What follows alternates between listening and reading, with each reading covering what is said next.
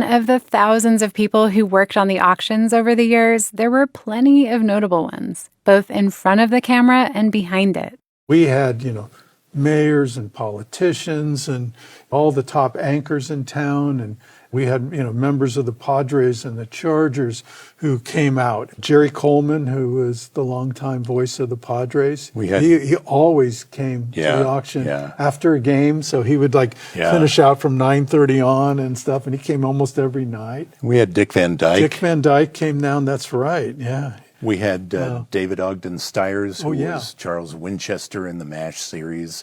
So we had fairly high-octane stars from television and radio in those days. There were also a surprising amount of future stars in the crew. Makes you wonder what all of us at the finest might do someday. Kathy Kennedy, who is known as Kathleen Kennedy now, president of Lucasfilms and produced a lot of Spielberg movies. She was on the crew for a couple of years.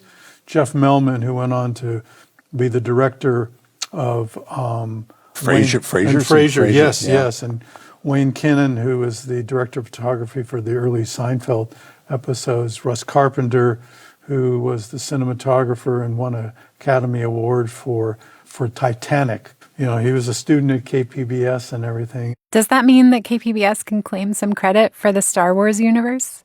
And there was another young bid runner like McKenna who'd go on to become a household name.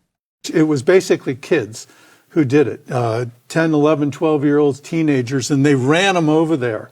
And we would have people in the community be what we called our volunteer chairs of the auction. And one year, it was the anchor of Channel 8's news, Dick Carlson. Well, Dick's 12-year-old son was a bid runner. And I ran into him years later, and he said that the auction was one of the things that inspired him to get into broadcasting. And his son happened to be Tucker Carlson. So it was an interesting thing that Tucker started off in public broadcasting. And I don't think I have to say anything more about that.